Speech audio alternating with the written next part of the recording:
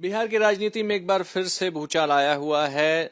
नीतीश कुमार की NDA join करने की खबरों के बीच खलबली मची हुई है कि आखिर ये हो क्या रहा है। इंडिया अलायंस इस वक्त सत्ते में है। हमारे साथ कांग्रेस के वरिष्ठ नेता तारिक अनवर जी हैं। तारिक जी, ये क्या हो रहा है बिहार में? देखिए, मुझे तो अभी भी विश्वास नहीं है कि नीतीश कुमार जी भारतीय जनता पार्टी के इस जो उनका षड्यंत्र है उसमें वो शामिल होंगे। देखिए, जो आज ये बिहार की जो राजनीतिक अस्थिरता का जो माहौल बना है उसके लिए अकेले को जिम्मेदार है तो भारतीय जनता पार्टी है। भारतीय जनता पार्टी तब से परेशान है जब से इंडिया गठबंधन बना, और जिसके सही मानों में सूत्रधार तो नीतीश कुमार जी ही थे। और भारतीय जनता पार्टी को लग रहा है कि पिछले चुनाव में लोकसभा में उनको 40 में 39 सीट मिली थी, बड़ा समर्थन मिला था।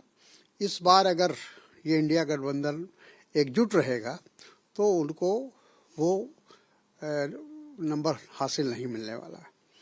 तो इसलिए उन्होंने एक जाल बुना है और उस जाल में वो नीतीश कुमार जी को घेरने की कोशिश कर रहे हैं। लेकिन मेरा अपना मानना है कि नीतीश कुमार जी अगर उनको अंदर राजनीतिक सूझबूझ है तो कभी ऐसा काम नहीं करेंगे, ऐसा कोई कदम उठाएंगे नहीं जिससे उनके क्रेडिबिलिटी पर, विश्वसनीयता पर किसी तरह का प्रश्न चिन्ह लगे।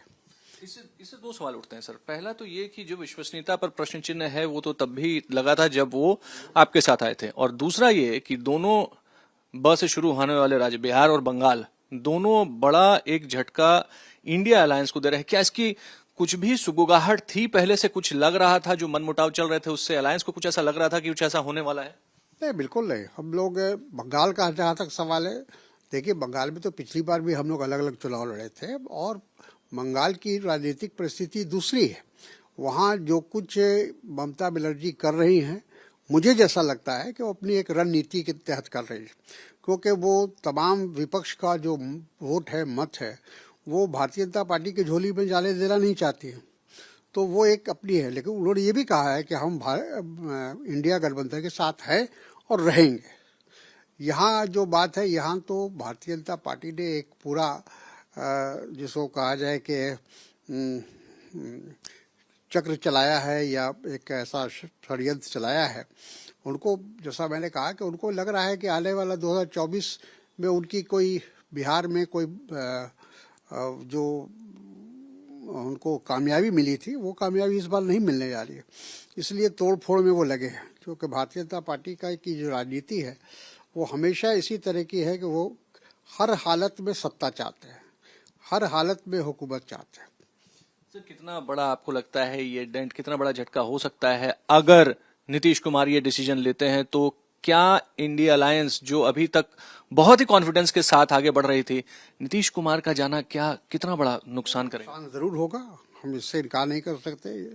जो क्योंकि जैसा हमने कहा कि नीतीश कुमार जी इस गठबंधन के, इंडिया गठबंधन के वो सूत्रधार थे, उनके इनिशिएटिव पर सब कुछ हुआ था, और अगर वही चले जाएंगे तो उसका नुकसान तो होगा, इससे इनकार नहीं किया जा सकता।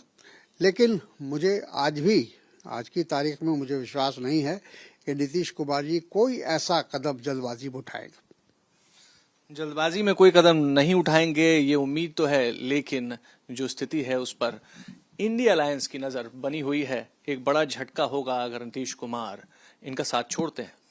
कैमरा पर्सन अंकित के साथ अभिषेक आनंद, दिल्ली, आज तक।